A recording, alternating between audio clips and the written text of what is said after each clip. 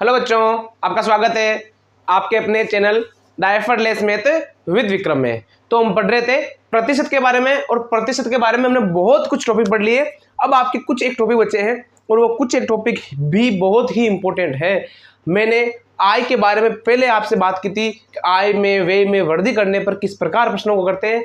कल आय व्यय के अलग प्रकार के क्वेश्चन पढ़े थे, और आज आय व्यय के थोड़े से डिफरेंट क्वेश्चन पढ़ेंगे, और वो बहुत ही इंपॉर्टेंट क्वेश्चन है। तो चलते हैं, आज आय व्यय के प्रश्नों की शुरुआत करते हैं, और चुनाव संबंधित भी प्रश्न कुछ ना कुछ पढ़ने वाले हैं। फिर आपके एक लास्ट टॉपिक बचने वाला है, प्रतिशत के अंदर मिश्रण का प्रयोग किस प्रकार किया जाता है। वो वैसे तो अलग टॉपिक है मिश्रण का, मिक्सर का, लेकिन प्रतिशत में जिस क्वेश्चन जो क्वेश्चन अच्छे से आते हैं, और बहुत ही इंपॉर्टेंट क्वेश्चन है। आपको जो क्वेश्चन एग्जाम में करने के लिए बहुत ज्यादा टाइम लगता है, वो आपको यहाँ पर 1 मिनट से भी कम टाइम में हो जाएगा।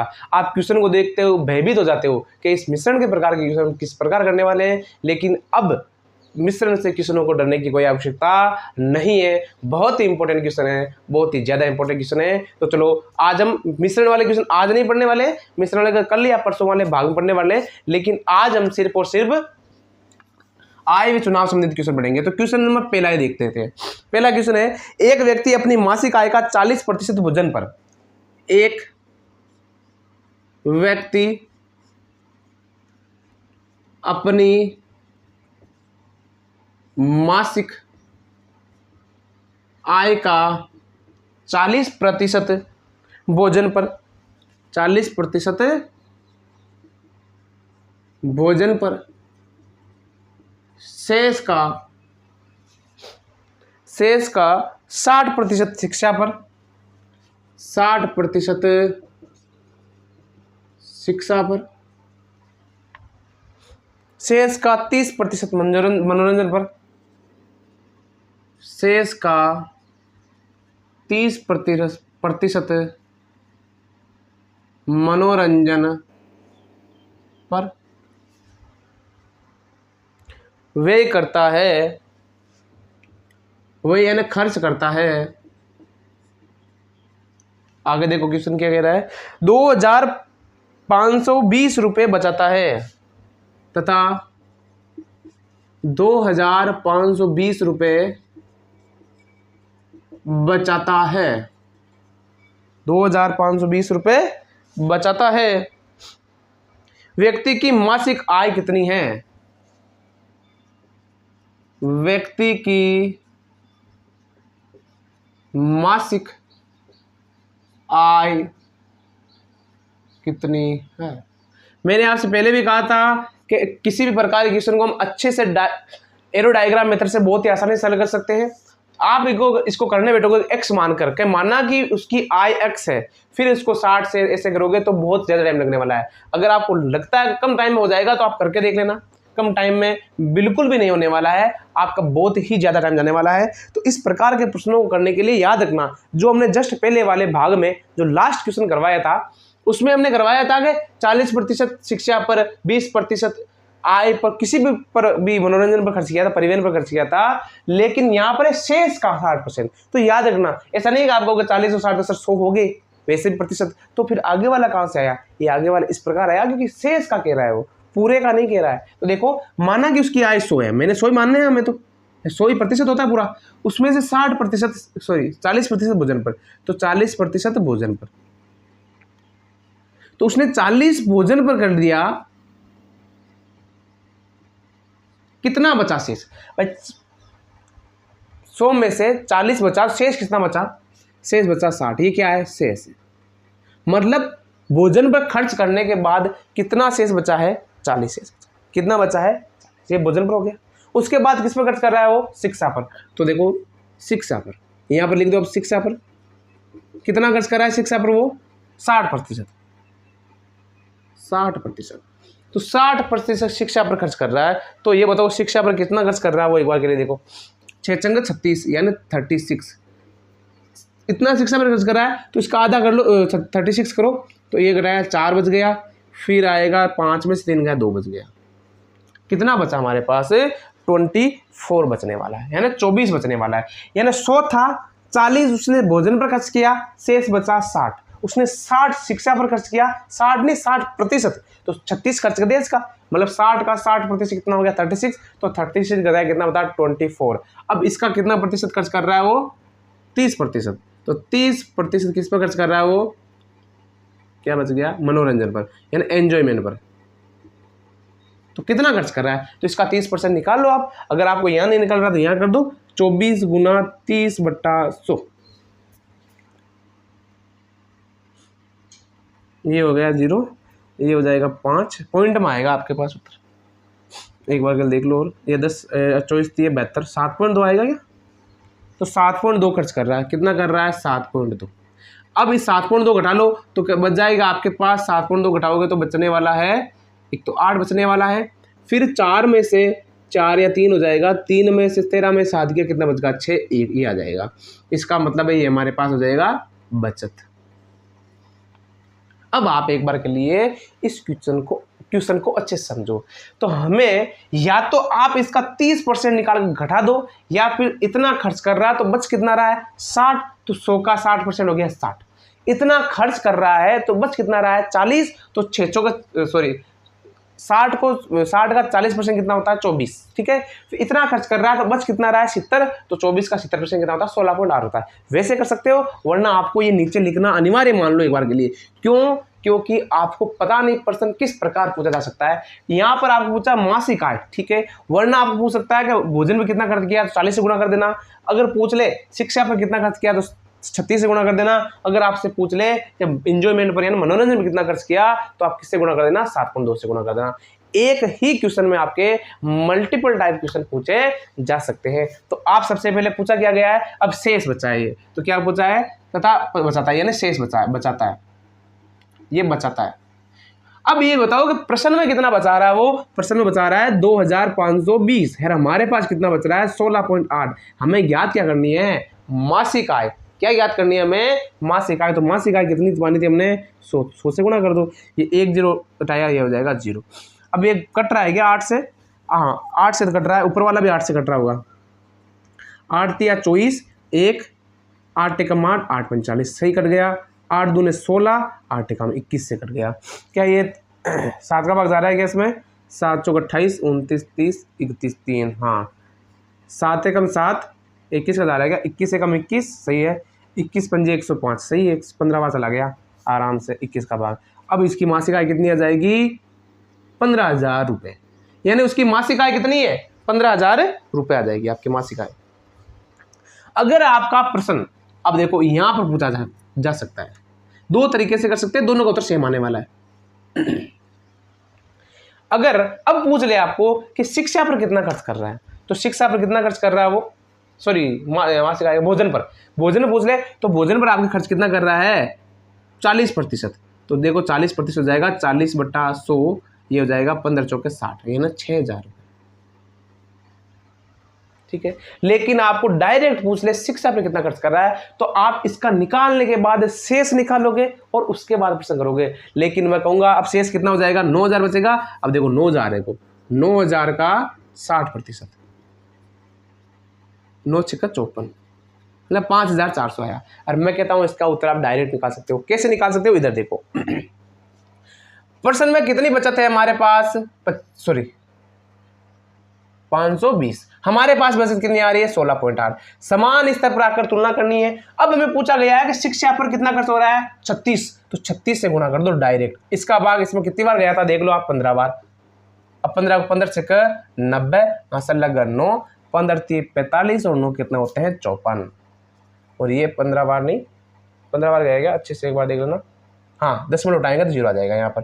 ये हो गया, हमारे यहाँ पर भी 5400 आ रहा है, यहाँ पर भी 5400 आ रहा है। लेकिन यहाँ वाला 5400 में आसान लग रहा है।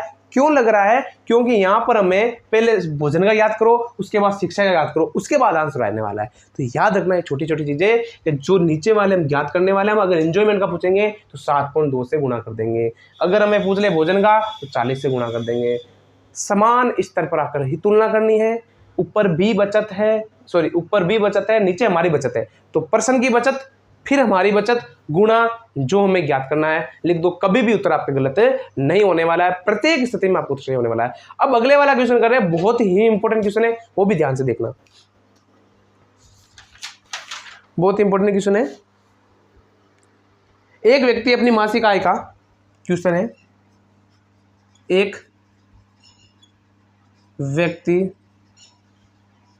अपनी मासिक आय का, एक व्यक्ति अपनी मासिक आय का 30% भोजन पर, 30% भोजन पर, 30% भोजन पर, शेष का 70% शिक्षा पर, शेष का 70% शिक्षा पर, शेष का 70% शिक्षा पर, और शेष 29,400 रुपये बचाता है तथा 29,400 रुपये बचाता है, मतलब उसके पास बच जाते हैं 29,400 रुपये। बताओ उसने शिक्षा पर कितनी राशि व्यय की? बताओ उसने शिक्षा पर कितनी राशि खर्च की? मैंने कहा था ना कि आपको बीच में से पूछ लेंगे तो क्या करोगे, तो ये वही 20 वाला क्वेश्चन आ गया आपके पास। बहुत ही आसान क्वेश्चन है, होने वाला है। आगे देखो, एक व्यक्ति अपनी मासिक आय का 30% भोजन पर, तो सबसे पहले इस प्रकार के कोई सा भी क्वेश्चन लिख जाए, हमें मासिक आय मान ली 100 रुपये, तो 100 मान ली। अब क्या किया है कि 30% भोजन पर, तो उसने भोजन पर कितना खर्च किया? 30%, यानी ये हो जाएगा भोजन। 30% भोजन पर खर्च किया है ना 30 रुपये, बचा कितना वो आ जाएगा यहाँ पर 70 बचा है। ठीक है, अब आगे देखो 70% शिक्षा पर, तो शिक्षा पर कितना खर्च कर रहा है? 70%, तो 70 का 70% कितना हो जाएगा? 49। अब ये तो क्या कर रहा है? खर्च कर रहा है, तो बचा कितना? 50 यानी 21 बचा है, 21 बचाता है, ये बचाता। अब आपके पास दे रखा 100 रुपये था, 30 शिक्षा पर खर्च कर रहा है, गुण 50 किस पर खर्च कर रहा है? शिक्षा पर। 30 भोजन पर खर्च कर रहा है, सॉरी 30 भोजन पर है। अब बचा कितना रहा? 21 है। पर्सन में हमारे पास कितना रुपये बचा है? 29,200, 29,400, बचा कितना? 21। ज्ञात क्या करना हमें? शिक्षा वाला, और शिक्षा कितना खर्च कर रहा है? 49, तो गुण 50 से गुणा कर दो, 7 या 21, 7 7 गुण 50, फिर 9 10 11 और 4 15 से, ये 3 एकम 3, 3 7 3 9 27, 2 3 8 24, गुणा कर दो आराम से, 0 0 8 6 56 आशा लगे 5, 9 7 63 64 66 68, यानी 68,600 रुपये वो किस पर खर्च कर रहा है? शिक्षा पर खर्च कर रहा है। अगर इसी पर्सन में आपसे ये पूछा जाता कि वो किस पर, भोजन पर कितना खर्च कर रहा है, तो देखो 29,400 बट्टा 21 गुणा भोजन पर कितना खर्च कर रहा है, 30 से गुणा कर देते तो हमारे पास किसका आ जाता है? भोजन का आ जाता। आप ये प्रश्न किसी भी प्रकार से कर सकते हो, बहुत ही आसान तरीका है, और इससे भी थोड़ा सा डिफिकल्ट क्वेश्चन हम अब पढ़ने वाले हैं, तो देखते हैं। अब वाला जो क्वेश्चन आ रहा है बहुत ही प्यारा क्वेश्चन है। दे रखा है कि एक व्यक्ति अपनी जायदाद को का 30% अपनी पत्नी को, का 30% अपनी पत्नी को, आगे दे रखा है शेष का 50% अपनी पुत्री को, शेष का 50% अपनी पुत्री को, शेष का 50% अपनी पुत्री को, शेष का 40% अपने छोटे पुत्र को, शेष का 40% अपने छोटे पुत्र को देता है तथा शेष राशि 42,000 रुपये अपने बड़े पुत्र को देता है, तथा पुत्र को तथा 42,000 रुपये, शेष 42,000 रुपये अपने बड़े पुत्र को देता है। आगे क्या दे रखा है? बड़े पुत्र को देता है। तो बताओ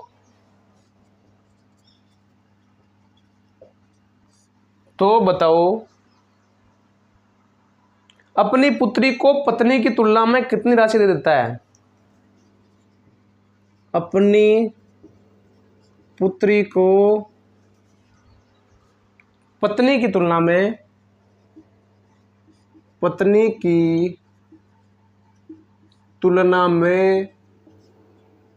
कितनी राशि अधिक देता है? आगे देखो प्रश्न को, बहुत ही प्यारा क्वेश्चन है। अब इस पूरे क्वेश्चन का हम पोस्टमार्टम करने वाले हैं। आपको लगेगा कि अब आप इस क्वेश्चन को देख नहीं सोचोगे कि सबसे ज्यादा मिल रहा है पुत्री को, उसके बाद मिल रहा है बेटे को, उसके बाद पत्नी को, या शायद लास्ट में जो 92,000 बच रहे हैं वो किसको मिल रहे हैं? बड़े पुत्र को मिल रहे हैं। लेकिन ऐसा नहीं होने वाला है, आपका सोच गलत होने वाली है। हाँ, हो सकता है पुत्री वाला सही हो सकता है, वरना बाकी सारे गलत होने वाले हैं। तो कैसे होने वाले हैं अभी देखते हैं। तो अच्छे से करना है। मैं जो बता रहा था नीचे वाला कितना इंपॉर्टेंट है, हम पूछा गया 1% है, लेकिन इसमें 2 या 3 क्वेश्चन एक्स्ट्रा करने वाले हैं और आपका सारे क्वेश्चन का पोस्टमार्टम अच्छे से करने वाले हैं। आई और वेज संबंधित जो आपके क्वेश्चन पूछे जाते हैं हर बार कि इसमें वृद्धि होने पर, इसमें कमी होने पर, शेष बचने वाले पर, इस क्वेश्चन के बाद आपके मुश्किल से कोई डाउट होने वाला है? बिल्कुल भी नहीं होने वाला। एक बार प्रश्न को अच्छे से समझने की कोशिश करना। चल तो देखते हैं। सबसे पहले मन मानना है कि 100 रुपए क्या थी हमारे पास आई थी। क्या थी? 100 रुपए हमारे पास आई थी। तो ये 100 रुपए आई थी, किसके पास? व्यक्ति के पास 100 रुपए आई थी। तो जायदाद का 30% पत्नी को, 30%, ठीक है। तो पत्नी, यहां पत्नी लिख दो। तो कितना दे दिया उसने? 30 दे दिया। 100 में से 30 किसको दे दिया? पत्नी को दे दिया। कितना बचा? 70 बचा। अब 70 का 50% किसको देगा? वो पुत्री को देगा। किसको देगा? पुत्री को देगा। तो 70 का 50%, वैसे 70 का 50 निकालो आप आधा। तो 70 का 50 अगर किसी को निकालना नहीं आता है तो ऐसा कर लो, 7 पंजा 35, 2 जीरो से 2 जीरो नीचे वाले कट जाएंगे तो आ जाएगा 35। अब 70 में से 35 घटाओ, कितना बचा? 35। आगे देखो, अब आगे दे रखा है शेष का 40% अपने छोटे पुत्र को। तो शेष का 40%, तो यहाँ 40% छोटे पुत्र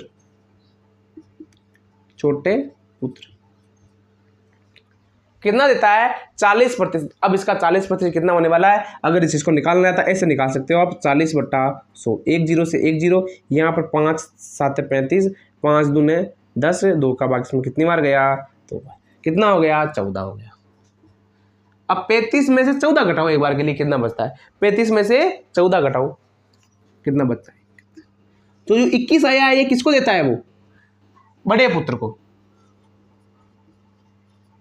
और हमारे क्वेश्चन में बड़े पुत्र को कितना दे रहा है? वो 42,000 रुपए। तो इसी आधार पर प्रश्न सरल हो गया। सबसे पहले जो प्रश्न पूछा गया है उसको एक एरो मेथड की सहायता से सरल कर दीजिए, उसके बाद आपके प्रत्येक प्रश्न के जवाब मिलने वाले हैं। अब आपको क्या पूछा गया है? सबसे पहले हमें जो पूछा गया है उसका आंसर देने वाले हैं। तो सबसे पहले ये लिखना है हमें 42,000/21, ठीक है। फिर हम चलो बहुत प्रश्न करते हैं, अच्छे अच्छे वाले प्रश्न करते हैं। यहां लिख लेंगे। हम 3-4 क्वेश्चन करने वाले हैं आज, बहुत प्यारे प्यारे। चलो 3 क्वेश्चन कर लेते हैं, 4 कर लेंगे, ठीक है। सबसे पहले यह कर लेते हैं गुणा, यहां 42,000 कर दो बट्टा 21, यहां पर भी 42,000 बट्टा। सबसे पहले पूछ लेते हैं हम कि उसकी आय कितनी थी। ये वाला भी करेंगे हम, या पहले ये कर लेते हैं, बताओ उसकी पुत्री को पत्नी की तुलना में कितनी राशि अधिक मिल रही है। तो यहां बताओ कि 30 मिल रही है किसको? पत्नी को। पुत्री को कितनी मिल रही है? 35 मिल रही है, नहीं मिल रही है। तो पुत्री को कितनी ज्यादा मिल रही है? 5 ज्यादा मिल रही है। तो किससे गुणा कर दोगे आप? 5 से गुणा कर दोगे। 21 दूने 42, तो 2,000 को 5 से गुणा करो, कितना आ गया? 10,000। कितना आ गया? 10,000। एक बार के लिए वापस देख लेना प्रश्न को, कितना आ गया? 10,000। तो पत्नी को, पत्नी है क्या? हाँ, पुत्री को कितनी ज्यादा मिलती है? तो ये पहले प्रश्न का जवाब हो गया, पुत्री को 10,000 रुपए ज्यादा मिल रहे हैं। पोस्टमार्टम अच्छे से करने वाले जिसमें का। अब आपसे पूछ ले उसकी आय कितनी टोटल, तो गुणा कर दो आप किससे, 100 से करने वाले आय, ये लो गुणा करो, 2 आ गए, 21 दूनी 42, तो 2000 को 100 से गुणा करो, तो 1 2 3 4 5, ये उसकी आ जाएगी आय। इकाई दाई सैकड़ा, हजार दस लाख, यानी 2 लाख उसकी क्या है, आय है, 2 लाख रुपए आय है। आगे देखो, अब आगे आप पूछ ले कि पुत्री को कितना मिल रहा है, तो पुत्री वाले से गुणा कर दो, ये लो 21 दूने 42, 35 दूने 70, 35 सॉरी पुत्री को 35 मिल रहे हैं, 35 दूने 70, 1 2 3, ये मिल रहे हैं आपको पुत्री का धन। 35-70 हजार रुपये किसको मिल रहे हैं, मैं पुत्री को मिल रहे हैं। अब हमें पूछ ले पत्नी का धन, पत्नी को कितना मिल रहे हैं, पत्नी को धन, तो पत्नी का धन के लिए हम क्या करेंगे, 42,000 बट्टा 21 गुणा कितना मिल रहा है पत्नी को 30, तो हो जाएगा 2000 को 3 से 30 गुणा कर दो, तो हो जाएगा 60,000। पत्नी को कितना मिल रहा है, 60,000 रुपए। अब आप एक बार के लिए और ज्ञात कर लो, किसका, पुत्र का ज्ञात कर लो और जोड़ दो। पुत्र को 42,000 मिल रहे हैं, अब आप जोड़ो पुत्र वाला एक और छोटे पुत्र को कितना मिल रहा है। अब यहां लिख लो एक छोटे पुत्र, तो 42,000 बट्टा 21 गुणा छोटे पुत्र को मिल रहे 14, तो 14 से गुणा कर दो, 21 दूने 42, 14 दूने 28। अब आप एक बार के लिए इस प्रश्न को अच्छे से देखना और जोड़ना। हमने सारे प्रश्न का एक ही स्लाइड में पोस्टमार्टम कर दिया है, अच्छे से प्रश्न को सरल कर दिया है कि इस प्रकार के प्रश्न को कैसे किया जाता है। तो एक बार के लिए देख लो कि ये एरो डायग्राम मेथड सरल कर दिया। अब मैंने आपसे पहले भी कहा था कि जो जो क्वेश्चन पूछे जाएंगे हम सारे क्वेश्चन का उत्तर अच्छे से दे देंगे। तो देखो सारे क्वेश्चन का उत्तर हमने अच्छे से कैसे दे दिया कि सबसे पहले पूछा गया था हमें पुत्री को पत्नी से कितनी ज्यादा मिल रही है, 10,000 रुपये मिल रही है, निकाल लिया। फिर आय हमने 2 लाख रुपये निकाल ली, पत्नी का 60,000 निकाल लिया, पुत्री का 70,000 निकाल लिया और 28,000 निकाल लिया। आपको ये सारे क्वेश्चन नहीं पूछे जाएंगे, कोई सा भी एक पूछा जाएगा। तो मैंने क्या कहा कि समान स्तर पर आगे तुलना करेंगे, सभी में हम एक मेथड लगा रहे हैं। देखो 42,000 बटा 21, 42,000 बटा 21, 42,000 बटा 21, क्यों, क्योंकि हमारे पास ये देर का 42,000 21 हमारे पास बचत, और हमारे पास बचत कितनी थी 21, यानी बड़े पुत्र को जो बचता है वो। अब जो मैंने कहा था नीचे लिख रहे हैं वो हमें गुणा करना है, तो हमने गुणा करके वो सारे के सारे ज्ञात कर दिए, नहीं कर दिए, कर दिए।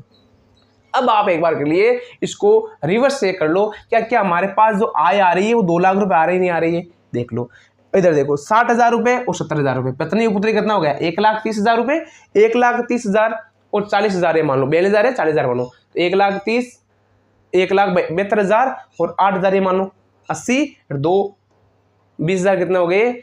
इसका मतलब 2 लाख रुपए हमारे पास टोटल आय आ चुकी है, और 2 लाख आय को हमने किस में मार दिया, सभी मार दिया। सबसे ज्यादा मिल रही है पुत्री को, उसके बाद मिल रही है पत्नी को, उसके बाद मिल रही है बड़े पुत्र को, और उसके बाद मिल रही है छोटे पुत्र को। तो इस प्रकार हमने प्रश्न का अच्छे से सरल कर दिया। तो इतने प्यारे क्वेश्चन है। अब आने वाले आपके चुनाव संबंधित क्वेश्चन बहुत ही प्यारे क्वेश्चन है, वो चलो देखते हैं। चलो देखो बच्चों, चुनाव वाले क्वेश्चन देखते हैं कि एक चुनाव में 2 उम्मीदवार थे। क्वेश्चन देखो, एक चुनाव में 2 उम्मीदवार थे।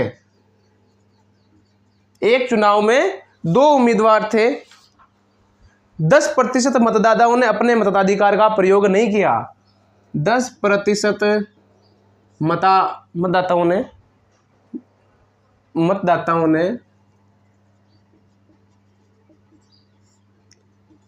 अपने मताधिकार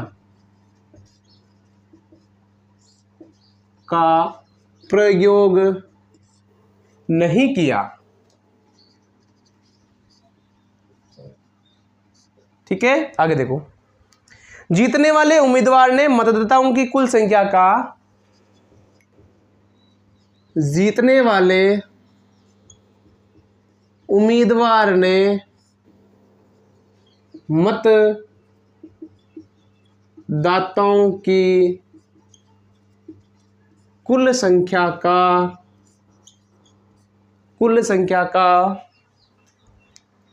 52% प्राप्त कर 52% प्राप्त कर 1680 मतों से चुनाव जीता। 1680 मतों से चुनाव जीता। बताओ चुनाव में कुल कितने मतदाता थे? बताओ चुनाव में कुल कितने मतदाता थे? मैं आपसे दावा करता हूं कि चुनाव से संबंधित, मतदाताओं से संबंधित, मत से संबंधित कोई सा भी क्वेश्चन आए वो आपके कभी गलत नहीं होगा। ये क्वेश्चन की बस शुरुआत है। आपके जो जो डाउट बनने वाले हैं, जिस जिस प्रकार के डाउट बनने वाले हैं, या जो जो क्वेश्चन बनने वाले हैं, वो सारे 3 या 4 अगले वाले क्वेश्चन में पूरे के पूरे हो जाएंगे। अगर आज करवाना चाहूंगा तो आज पूरे हो जाएंगे। अगर ये पार्ट मुझे लगेगा बहुत ज्यादा होने वाला है तो 1 या 2 क्वेश्चन में कल वाले भाग में कंप्लीट करवा दूंगा। आपके ज्यादा से ज्यादा पार्ट होने वाले हैं 2 या फिर 3, मुश्किल से 3 है, बाकी 2 पार्ट में ये चैप्टर खत्म होने वाला है। 8 पार्ट आपके हो गए हैं, 9वां पार्ट ये हो जाएगा। 10 या 11 चैप्टर में ये पूरा खत्म हो जाएगा। तो याद रखना, बहुत ही प्यारे प्यारे क्वेश्चन है ये मतदाताओं संबंधित। आप ये मत सोचना ऐसा आ जाएगा तो क्या होगा अगले क्वेश्चन में। आपको हर एक क्वेश्चन का जवाब अगले क्वेश्चन में मिलता जाएगा, और वो किस प्रकार मिलने वाला है वो आप इस स्लाइड में देखते जाइए। क्योंकि आपको लगेगा यार इसमें ये हो जाएगा तो हम क्या करेंगे, तो आपको वो क्वेश्चन अगले वाले जवाब में जरूर मिल जाएगा, ये मेरी गारंटी है। तो देखना, अभी तो मैं जो प्रश्न करवा रहा हूं उसमें प्रत्येक प्रश्न में वही उत्तर बताने वाला हूं जो आपके इस प्रश्न में पूछा गया है। लेकिन 1 और 2 क्वेश्चन हम ऐसे करने वाले हैं, 2 बड़े क्वेश्चन करने वाले हैं जिसमें सारे के सारे करने वाले हैं कि जो जो पूछा जा सकता है और जो जो पूछा जाएगा। और बहुत ही प्यारे प्यारे क्वेश्चन है। तो सबसे पहले क्या है कि एक चुनाव में 2 उम्मीदवार थे। कितने उम्मीदवार थे? 2। हम 2 उम्मीदवार लेके ज्यादा करने वाले हैं ताकि प्रश्न अच्छा लगे और प्यारा लगे। 2 उम्मीदवार थे जिसमें से 10% मतदाताओं ने अपने मताधिकार का, मतलब 10% ऐसे, मान लो कि 1000 वोट है जिसमें से 100 ऐसे वोट थे जिन्हें वोट दिया ही नहीं, मतलब या तो गाँव गए हुए थे या फिर कोई अपना काम कर रहे थे। इसका मतलब वोटाधिकार का प्रयोग ही नहीं किया, इसका मतलब वो काउंटिंग में नहीं आएंगे वोट। आगे दे रखा है कि जीतने वाले उम्मीदवार ने मतदाताओं की कुल संख्या का, भाई जो उम्मीदवार जो जीते हो ना वो मतदाताओं की, मतलब जितना भी वोट है 1000 वोट का 52% अंक प्राप्त कर, 52% वोट प्राप्त किया और 1680 वोटों जीत हो। ठीक है, मारवाड़ी थोड़ी सी एडजस्ट कर लेना। चलो क्वेश्चन करते हैं। तो मान लो सबसे पहले मत कितने मान लें? 100। टोटल मत कितने हैं हमारे पास? 100। तो मत हो गए हमारे पास 100। 10% मताधिकार का प्रयोग नहीं किया, इसका मतलब कितना हो जाएगा? -10%। क्यों? मताधिकार का प्रयोग नहीं किया तो वो काउंटिंग में नहीं आते हैं, तो यहाँ मतलब टोटल हो जाएंगे मत। ये कितने हो जाएंगे हमारे पास? मत हो जाएंगे टोटल। अब इसमें से होगा, हमने जो पहले प्रश्न किए थे ना वो 100 में से हो रहे थे। क्यों? उसमें मताधिकार का 100% उपयोग हो रहा था, यहाँ पर 90 हो रहा है। अब 90 में से कितना जीत रहा है वो? तो देखो जीतने वाले कहाँ हैं? जीतने वाले उम्मीदवार ना मतदाताओं की कुल संख्या का। तो मतदाताओं की कुल संख्या कितनी है? 52%। कितनी है? 52। तो कितना प्राप्त किया? 52%। ये हो गया जीतने वाले, जीतने वाले। अब हो जाएगा हारने वाले ने। अब आप ये बताओगे सर, आप कहोगे सर 100 में से 48 लिख दो। नहीं साहब, ये ही गलती नहीं करनी है आपको, क्योंकि प्रश्न में साफ दे रखा है कि जीतने वाले ने तो किया है कुल मतदाताओं का 52%, लेकिन हारने वाले ने 52 इसने कर लिया। मत कितने पड़े हमारे पास? भाई जो मत पड़े उसमें तो उससे होती है ना हार जीत, तो 52 कर लिया। तो देखो कितना बचेगा? 8 और कितना हो जाएगा? 8 में से 5 गया, कितना हो जाएगा? 38। कितना हो गया? 38%।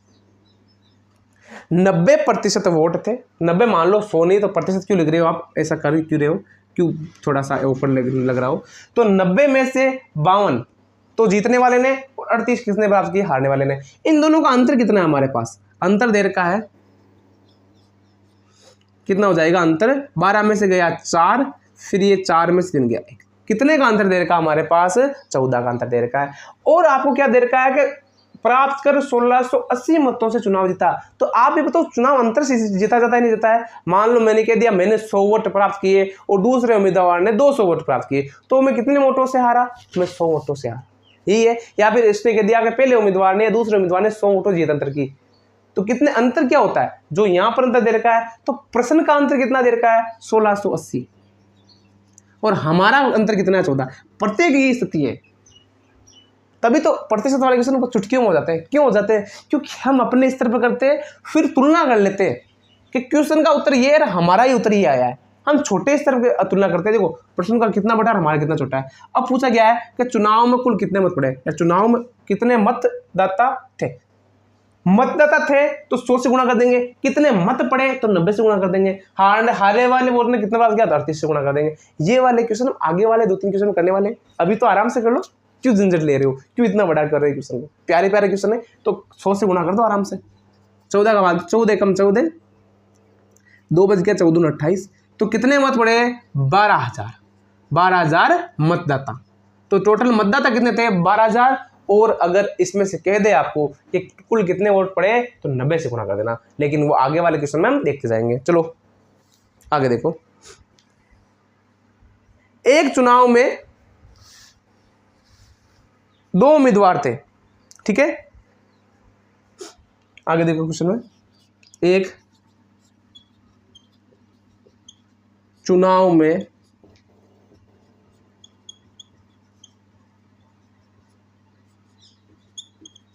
2 उम्मीदवार थे, 20% मतदाताओं ने अपने मताधिकार का प्रयोग नहीं किया। 20% मतदाताओं ने अपने मताधिकार का प्रयोग नहीं किया। आगे देखो, जीतने वाले उम्मीदवार ने डाले गए मतों का, जीतने वाले उम्मीदवार ने डाले गए मतों का, जीतने वाले उम्मीदवार ने डाले गए मतों का, जीतने वाले उम्मीदवार ने डाले गए मतों का 60% प्राप्त कर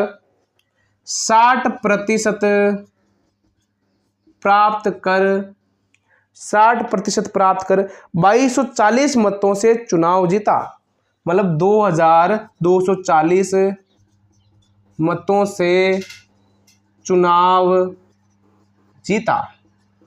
किसे जीता? 2240 मतों से चुनाव जीता। बताओ चुनाव में कुल कितने मतदाता थे? बताओ चुनाव में कुल कितने मतदाता थे? देखो बच्चों, अगर मैं जो प्रश्न बोल रहा हूं उसमें अगर डिफेक्ट हो तो बात अलग है, वरना अगर आपको राइटिंग समझ नहीं आ रही है तो मैं जो बोल रहा हूं एक बार के लिए अच्छे सुन लेना। मैं प्रत्येक क्वेश्चन को 2 बार बोल रहा हूं। तो एक बार बोलता हूं कि एक चुनाव में 2 उम्मीदवार थे, 20% मतदाताओं ने अपने मताधिकार का प्रयोग नहीं किया। मतलब 20 मतदाता ऐसे थे, 20% मान लेते हैं, 100 में से 20 ऐसे थे जिसने अपना मत नहीं दिया था। फिर आगे दे रखा है कि मताधिकार का प्रयोग नहीं किया। जीतने वाले उम्मीदवार ने डाले गए मतों का, ऊपर वाले प्रश्न पूछा था कुल मतों का, तो देखो आपको मैंने कहा था ना प्रत्येक प्रश्न का जवाब अच्छे से मिलने वाला है। ऊपर वाले में 100 का 52 आया था, अब की बार वाले में यहां पर आएगा, क्योंकि प्रश्न यही है कि डाले गए मतों का 60% प्राप्त कर 2240 मतों से अपना क्या प्राप्त किया? चुनाव जीता। चुनाव बताओ चुनाव में कुल कितने मतदाता थे? तो देखो क्वेश्चन करते हैं। तो सबसे पहले हमने क्या मानना है? 100 मानना है। कितने प्रतिशत मतदाताओं ने मताधिकार का प्रयोग नहीं किया? 20 ने। कितने ने किया? 20 ने। तो कितने मतदाता मत पड़े? ये लो, ये तो आ गया आपके पास कुल मत। ये क्या हो जाएंगे आपके? डाले गए मत। डाले गए मत यानी वोट। अब हो जाएगा यहां से हार जीत, जीता और हारा, जीता और हारा। तो जीतने वाले उम्मीदवार ने क्या प्राप्त किया? देखो जीतने वाले उम्मीदवार डाले गए मतों का, कुल मतों का नहीं, पिछली बार तो हमने डायरेक्ट लिख दिया था। अब डाले गए मतों का कितना प्राप्त किया? 60%। तो 80 का 60% कितना होता है? 8 संग 48।